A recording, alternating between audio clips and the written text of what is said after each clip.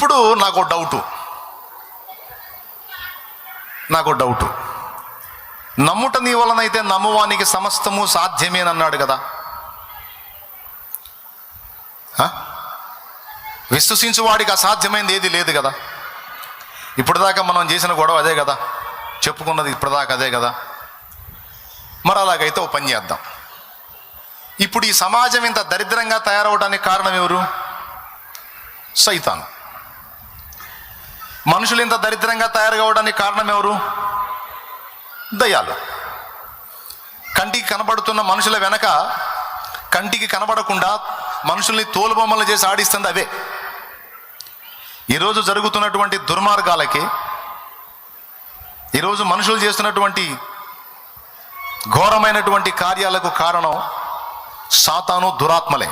అందుకు సందేహం లేదు. కొంతమంది తెలిసి తెలియక వాటికి చిక్కారు, కొంతమంది హృదయపూర్వకంగా వాటికి అప్పగించుకున్నారు. ఈ విధంగా సాతాను చేత పీడించబడుతున్నటువంటి వాళ్ళు నీ ఫ్యామిలీలో ఉండొచ్చు, నీ కుటుంబంలో ఉండొచ్చు, నువ్వు జాబ్ చేసేటువంటి స్థలంలో ఉండొచ్చు, నీ తోటి కొలీగ్స్, నువ్వు పనిచేసే కంపెనీలో ఉండొచ్చు, నువ్వు నివసిస్తున్న సమాజంలో ఉండొచ్చు.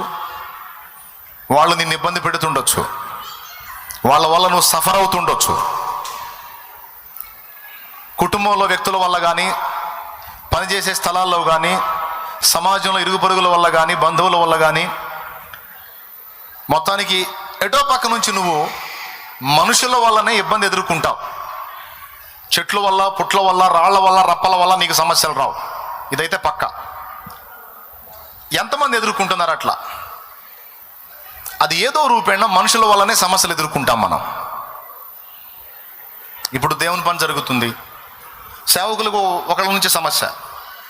సువార్త ప్రకటించకుండా, మందిరాలు నిర్మించకుండా, వాక్యాన్ని ప్రకటించకుండా, కూటాలు పెట్టుకోకుండా, రాజ్యాంగం మనకిచ్చిన హక్కుల్ని మనం నెరవేర్చుకోకుండా కొంతమంది బయలుదేరారు. వాళ్ళ వల్ల దైవజనులు సఫర్ అవుతున్నారు. వాళ్ళు మనుషులే. టోటల్గా ఇక్కడ ఉన్న వాళ్ళలో బాధలు పడుతున్న వాళ్ళంతా కూడా మనుషులను బట్టే బాధపడుతున్నారు కానీ రాళ్ల వల్ల, రప్పల వల్ల, చెట్ల వల్ల, గుట్టల వల్ల అయితే కాదుగా. అది ఏ రూపంలో ఉన్నా కావచ్చు. కొంతమంది అప్పుల పాలైన వాళ్ళు ఉన్నారు. ఇక్కడ ఉన్న వాళ్ళలో అప్పుల పాలైన వాళ్ళు చేతులు ఎత్తండి. అప్పుల్లో ఉన్నవాళ్ళు, ఇబ్బంది పడుతున్న వాళ్ళు, ఆర్థిక ఇబ్బందులతో ఉన్నవాళ్ళు, సిగ్గుపడకండి, చేతులు ఎత్తండి, పర్వాలేదు, చేతులు ఎత్తండి. సో ఇప్పుడు చేతులు ఎత్తిన వాళ్ళు చాలామంది అప్పుల వాళ్ళు ఉన్నారు. దాదాపు ఇక్కడ కూడా చాలామంది అప్పుల వాళ్ళే. ఏందో దేవుడు నాకు ఇచ్చిన కృప, నేను ఎక్కడ అడుగు పెట్టినా సరే నా బంధువులు, నా ఆత్మీయులందరూ అప్పుల వాళ్ళే. దేవునికి స్తోత్రం. ఇదే విచిత్రం. అయినా పర్వాలేదు. నజరేయుడగు యేసు నామములో నా తండ్రి మీ రుణాలన్నిటిని తొలగించును గాక. ఆమేన్. బాగా వినండి. ఇప్పుడు అప్పుల వల్ల సఫర్ అవుతున్నామంటే, అప్పుల వల్ల అంటే అప్పులు ఇచ్చిన వ్యక్తుల వల్ల, వాళ్ళు దూషించే దోషణల వల్ల, వాళ్ళ బెదిరింపుల వల్ల, వాళ్ళు ఇచ్చే వార్నింగ్ల వల్ల నువ్వు సఫర్ అవుతావు. మనిషి ద్వారానే. కొంతమంది అప్పులు చేసి సఫర్ అవుతుంటే, కొంతమంది అప్పులు ఇచ్చి మనుషుల వల్ల బాధించబడుతున్నారు. ఇవాళ ఇస్తానంటాడు, రేపు ఇస్తానంటాడు, ఎల్లుండి ఇస్తానంటాడు, 3 రోజులు ఆగిస్తానంటాడు, తిప్పి కొంతమంది అప్పులు ఇచ్చి సఫర్ అవుతున్నారు. కొంతమంది అప్పులు చేసి సఫర్ అవుతున్నారు. బాగా వినండి, ఓకేనా? టోటల్గా మనుషులందరూ, కొంతమంది కుటుంబంలో వ్యక్తులు మారక సఫర్ అవుతున్నారు. ఆ పిల్లల వల్లనో, ఆ భర్త వల్లనో, ఆ భార్య వల్లనో, ఆ కొడుకు వల్లనో, ఆ కూతురు వల్లనో, టోటల్గా మనం బాధలు అనుభవిస్తుందంతా. సేవకులైతే మతోన్మాదుల వల్లనో, విశ్వాసుల వల్లనో, మొత్తం మనుషుల వల్లనే. రాళ్ళైతే మనల్ని ఇబ్బంది పెట్టవు, చెట్లు అయితే మనల్ని ఇబ్బంది పెట్టవు, రోడ్లు అయితే మనల్ని ఇబ్బంది పెట్టవు, ఏవి ఇబ్బంది పెట్టవు, మనుషులే. ఇంతవరకు అర్థమైందా? ఎవరు ఏది ఎదుర్కొన్నా మనుషులే. అయితే మనం ఏంటంటే, ప్రారంభం నుంచి మనకున్న అలవాటు ఏంటంటే మనుషుల్ని చూస్తాం, కానీ మనుషుల వెనక కథ నడుపుతున్నది సాతాను, దురాత్మలు. ఇది బైబిల్ చెప్పిన సాక్ష్యం. ఎఫెసీ పత్రిక 6వ అధ్యాయం 12వ వచనం ఏమని సాక్ష్యం ఇచ్చిందంటే, మనము పోరాడునది శరీరులతో కాదు, ప్రధానులతోనూ అధికారులతోనూ ప్రస్తుత అంధకార సంబంధులకు లోకనాథులతోనూ ఆకాశ మండలమందున దురాత్మల సమూహములతోనూ మనం పోరాడుతున్నాం అన్నాడు. పోరాడేవాడికి కత్తులు, కటార్లు, బాణాలు, బరిసెలు ఉండాలా. మన చేతిలో ఒక్కటి కూడా లేదు. కానీ పౌలేమో మనం పోరాడుతున్నాము అన్నాడు మహనీయుడు. మళ్ళీ ఎవరితో పోరాడుతున్నామంటే ముందే చెప్పేశాడు, శరీరులతో కాదు అంటే మనుషులతో కాదు. మనుషులతో కాదేందన్నయ్య, మా ఇంట్లో ఆ సచ్చినోడు రోజు తాగి సావగొడుతున్నాడు, ఆ దరిద్రుడితోనే పోరాడుతున్నాను. ఇంకెవడున్నాడు? నా ప్రాణానికి వాడే కర్మగాలు చేసుకున్నా. మళ్ళీ నా కర్మ కొద్ది లవ్ మ్యారేజ్ నా ముఖానికి. ఏ మ్యారేజ్? లవ్ మ్యారేజ్ అయిపోయింది ఇప్పుడు నా పని. ఇంత దరిద్రుడు అని తెలియదు నాకు. చేసుకున్న రోజు నుంచి ఈ రోజు దాకా మనశ్శాంతి ఉంటే ఒట్టు అని కొంతమంది బాధపడుతూ ఉంటారు. మనుషులతో కాదేందన్నయ్య పోరాడుతుంది, ఆ దరిద్రుడితోనేగా. అంటే లేఖనం అబద్ధమా? లేఖనం ఏం చెబుతుందంటే, నీ కంటికి కనబడుతున్న ఆ వ్యక్తే ఉన్నాడు, కానీ వాడిని ఆడిస్తున్న దయ్యం ఒకటి ఉంటుంది. నీవు దాన్ని చూడవు. ఆ ఒక దయ్యం పట్టిందో వాడిని ఎన్ని దయ్యాలు బట్టి పీడిస్తున్నాయో, ఎన్ని వాడిని ఆడుకుంటున్నాయో, ఎన్ని వాడిని వాడుకుంటున్నాయో నీకు తెలీదు. నీ కనపడేది వాడు ఒకడే. వాళ్ళు వచ్చే లక్షణాలే కనపడతాయి, కానీ వాడి వెనక ఆడిస్తున్న దయ్యము నీకు కనపడదు. నడుము వంగిన స్త్రీ ఏదో వెన్నుపూస జబ్బు అనుకుంటాం మనం, కానీ యేసయ్య దాన్ని ఎల్లగొట్టినప్పుడు అర్థమైంది అదొక దయ్యమని. అప్పటిదాకా చూసిన వాళ్ళు ఏమనుకున్నారు? ఆమెకేదో వెన్నెముక సమస్య, అలా బెండ్ అయిపోయింది. ఫిడ్సు బలహీనత చేత బాధపడుతున్న కొడుకు తండ్రి యేసయ్యకి చెప్పాడు, చూసేదానికి ఫిడ్సు జబ్బులా కనపడేది సార్, కానీ వాడికి దయ్యమండి అని. అది వాడిని ఎక్కడ పట్టును, వాడిని విలవిలలాడించును, నీళ్లలోనికి నిప్పుల్లోకి దూకుతాడు, నురుగు కార్చుకొనొచ్చు, విలవిలలాడతాడు. చూసేవాడికి అదొక రోగ లక్షణం, కానీ దాని వెనక ఆడిస్తున్నది ఒక దయ్యం. తెలుసుగా మీకు? మార్కు సువార్త 9లో ఉంది. ఎంతమంది ఇంట్రెస్ట్గా వింటున్నారో నాకు తెలియదు, కానీ వినండి. లూకా సువార్త 8:26, మత్తయి సువార్త 8:28లో గెరాసీనీయుల దేశంలో దురాత్మల చేత పీడించబడుతున్న వాడు బయటికి కనపరుస్తున్న లక్షణాలు పిచ్చి, మెంటల్. వాడిని చూసిన వాళ్ళు ఏమనుకుంటారంటే వాడికి మెంటల్, వాడికి పిచ్చి అనుకుంటారు, కానీ దాదాపు 1000 దయ్యాలు వాడిని ఆడుకుంటున్నాయి. జస్ట్ 3 నిరూపణలు. ఈరోజు మత ఉన్మాదంతో పెట్టరేగిపోయి అన్ని విధాలుగా మనల్ని అభ్యంతరపరుస్తున్నటువంటి వ్యక్తుల్ని మనం చూస్తున్నాం, కానీ వాళ్ళను శోధించి, వాళ్ళను వేధించి, వాళ్ళను పీడించి మనల్ని వాళ్ళకి శత్రువులుగా చూపిస్తున్నటువంటి దురాత్మలను అసలు మనం గుర్తుపట్టాం. కానీ బాధాకరమైన విషయం ఏంటంటే వాళ్ళు కూడా బాధితులే, వాళ్ళు కూడా పీడితులే. ఆ సంగతి వాళ్ళకు కూడా తెలియదు, కానీ వాళ్ళు కూడా వాటి వల్ల సఫర్ అవుతున్నారు. ఈ విధంగా మనల్ని అభ్యంతరపరిచేటువంటి వ్యక్తుల్ని మనం చూస్తాం, కానీ వాళ్ళ వెనకుండి ఆడిస్తున్న దురాత్మలను, సాతానుని మనం గుర్తుపట్టాం. ఎంతమందికి అర్థమైంది? ఈ సంగతి చెప్పిన దేవునికి స్తోత్రం చెప్దాం. ఇప్పుడు నేను చెప్పినప్పుడు వింటారు, కరెక్టే కదా అనిపిస్తుంది. కూటమైపోయి బయటికి పోగానే ఈ మాటలను వాడు తీసేస్తాడు. ఇంటికి పోగానే మళ్ళీ నీకు ఆ దరిద్రుడే కనపడతాడే, వెనక దయ్యం కనపడదు నీకు. మళ్ళీ పోయిన కాడి నుంచి వాడిని తిడతావు, కానీ వాడి వెనకున్న దయ్యాన్ని బంధించవు. ఇప్పుడు నేను చెబుతుంది ఏంటంటే, విశ్వాసం ఉంచుట ద్వారా సమస్తము సాధ్యమే కదా. విశ్వాసం ఉంచుట ద్వారా సమస్తము సాధ్యమా కాదా? సాధ్యమన్నోళ్ళు చేతులు ఎత్తండి.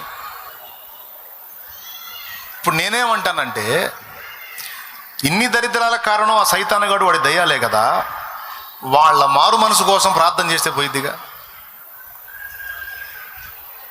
విశ్వసిస్తే పోయిద్దిగా. ప్రభువా, నమ్ముట నీ వలనైతే నమ్మువానికి సమస్తము సాధ్యమే అన్నావు. సైతానుగాడు మారు మనసు పొంది బాప్తీసం పొందినట్టు నేను నమ్ముతున్నా ప్రభువా.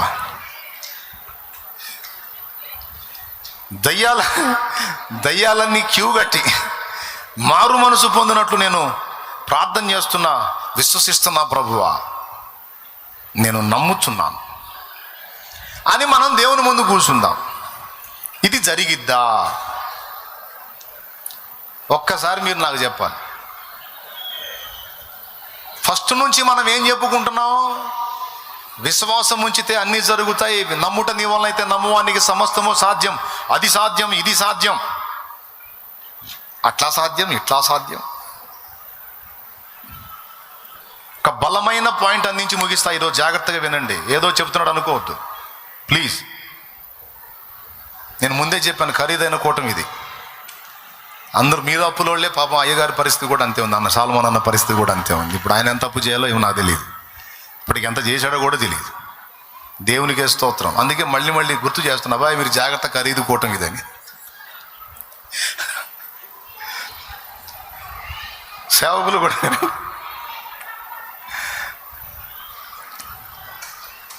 ఎక్కడొచ్చాగా? సాతాను మారు మనసా. విశ్వాసం ఉంచితే సమస్తము సాధ్యమే కదా, మరి ఉంచుదామా? అది జరిగిద్దా? ఇదే కాదు, ఇంకా కొన్ని ఉన్నాయి ఇలాంటి ప్రశ్నలు, ధర్మ సందేహాలు. నాకు తెలిసిన దైవజనుడు ఒక ఆయన ఆ పని చేశాడు. ఇప్పుడు కాదు, అసలు నేను మా అయ్య కూడా పుట్టకముందు ఆయన ప్రార్థన చేశాడు. ప్రభువా, భూమి ఇలా అయిపోవడానికి, భూమి మీద మనుషులు ఇలా అయిపోవడానికి సైతాను కదా కారణం.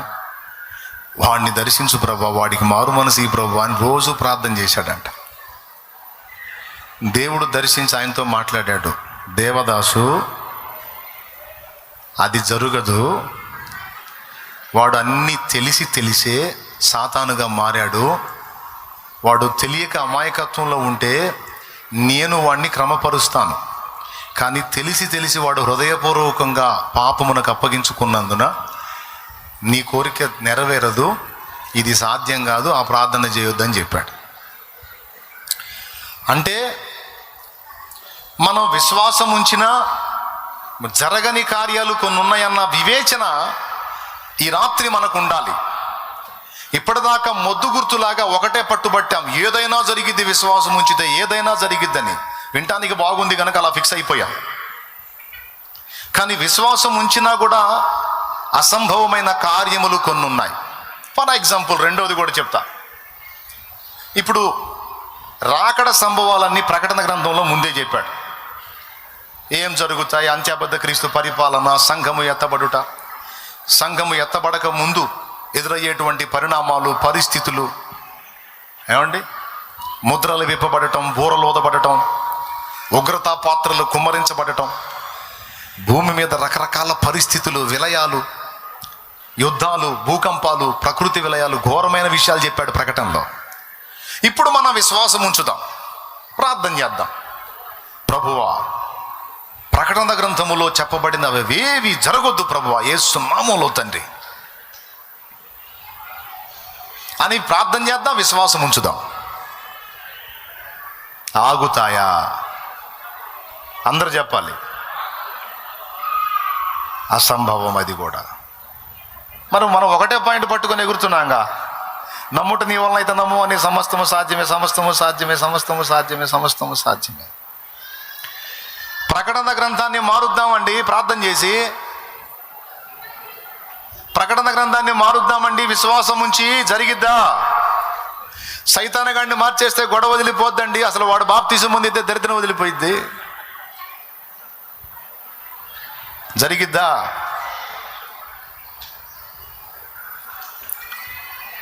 ఇలాగున అసంభవమైన విషయాలు చాలా ఉన్నాయి.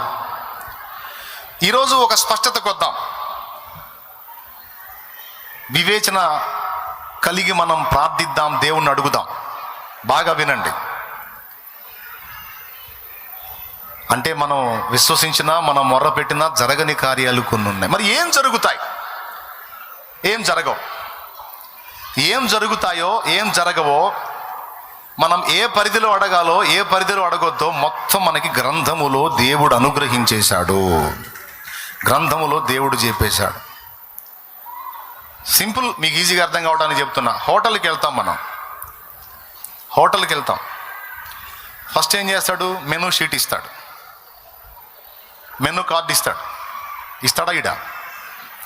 అంటే వాళ్ళ హోటల్లో ఏవేవి అందుబాటులో ఉన్నాయో, మనం కోరితే ఏవేవి చేయగలరో అవన్నీ ఆ మెనూ కార్డులో ఉంటాయి. ఇప్పుడు నీకు బిర్యానీ కావాలంటే ఏం బిర్యానీ కావాలి? మటన్ బిర్యానీ కావాలా, చికెన్ బిర్యానీ కావాలా, మరి రొయ్యల బిర్యానీ కావాలా, చేపల బిర్యానీ కావాలా, పీతల బిర్యానీ కావాలా? ఏమండి, నీకు ఏం బిర్యానీ కావాలో అందులో నువ్వు కోరుకుంటే తెస్తాడు. అసలు ఇందులో ఇచ్చినవి కాదు సార్, ఇందులో లేనిది ఒకటి చెప్తా తీసుకోండి అంటే ఏమంటాడు? లేదు సార్, మా దగ్గర అలాంటి సౌకర్యం లేదు, ఇంకో హోటల్కి పోండి అంట. అవునా? ఇక్కడ దేవుడు మనము కోరుకోవలసినవి, దేవుడు సాధ్యపరచగలిగినవన్నీ కూడా గ్రంథములో రాసి నీకు నాకు చేతికి ఇచ్చేశాడు. అది స్తోత్రం చెప్పు. ఇక ఇప్పుడు నువ్వు ప్రార్థించినా విశ్వసించినా 2 పరిధులు ఉన్నాయి. ఒకటి వాక్య పరిధి, 2 వాగ్దాన పరిధి. నాయన బాగా వినండి. ఒకటి వాక్య పరిధి, 2 వాగ్దాన పరిధి. ఈ 2 పరిధులలోనే నువ్వు అడగాలి. ఆ పరిధి దాటి నువ్వు అడిగితే సఫలత పొందలేవు. అది వాక్యం చెప్తున్న సత్యం.